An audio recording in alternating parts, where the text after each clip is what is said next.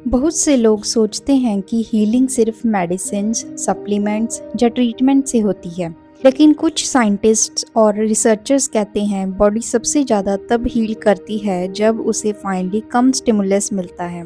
एक neuro ecologist ने कहा था, the body repairs fastest where stimulus density collapses. मतलब जहाँ कम आवाज़ हो, कम प्रेशर हो, कम अलर्ट रहना पड़े।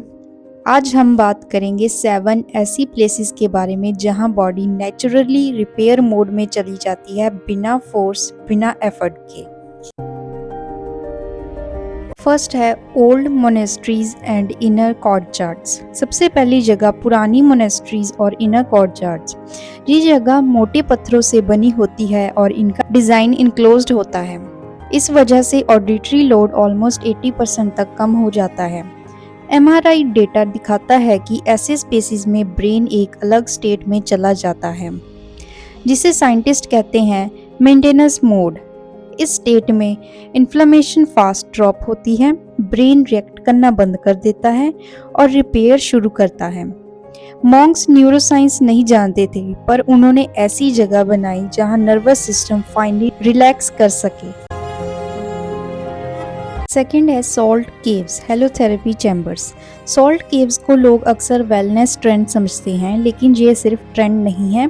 इन केव्स में micro ionised sodium chloride particles होते हैं जो लंग्स के अंदर जाकर एयरवे रेजिस्टेंस कम करते हैं और कॉर्टिसोल लेवल अराउंड 22% तक रिड्यूस कर देते हैं। पोलैंड के हॉस्पिटल्स में पोस्ट वायरल रिकवरी के लिए सॉल्ट चैम्बर्स का यूज किया जा रहा है। सॉल्ट के बॉडी को हील नहीं करती, ये रेजिस्टेंस हटा देती है और फिर बॉडी अपना काम खुद करती है।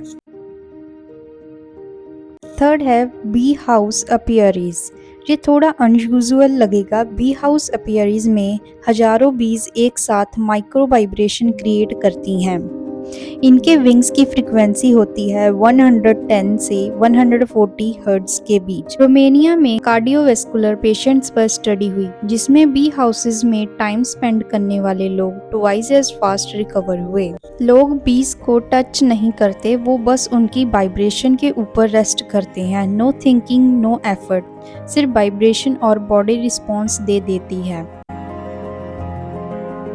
Fourth is cold spring basins, not hot springs. Hot water relax करता है, कोल्ड वाटर रिपेयर करता है। नेचुरल कोल्ड स्प्रिंग्स जिनका टेम्परेचर 12 डिग्री सेल्सियस से नीचे होता है, बॉडी के अंदर एक रिपेयर कास्केड ट्रिगर करते हैं।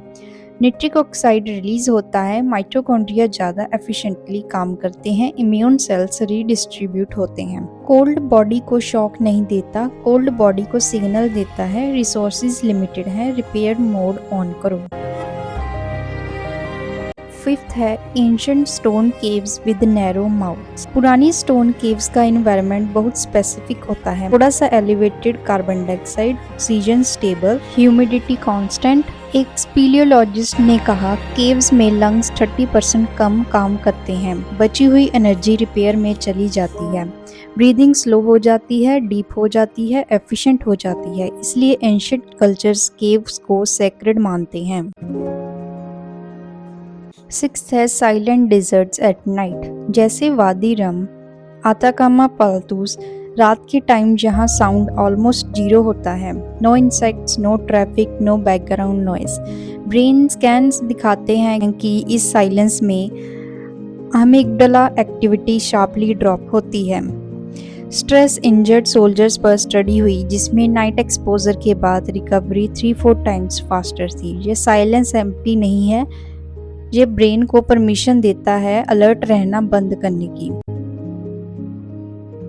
सेवेंथ है moss dense old growth forest. Old forest moss से भरे होते हैं और ये रिलीज करते हैं कंपाउंड्स जैसे बीटा पेने और नेगेटिव फॉरेस्ट आयंस। ये directly natural killer cells activate करते हैं, क्रोनिक इन्फ्लामेशन सप्रेस करते हैं। साउथ कोरिया में पोस्ट सर्जरी पेशेंट्स जब ओल्ड ग्रोथ फॉरेस्ट में टाइम स्पेंड करते हैं तो रिकवरी 35% फास्टर होती है।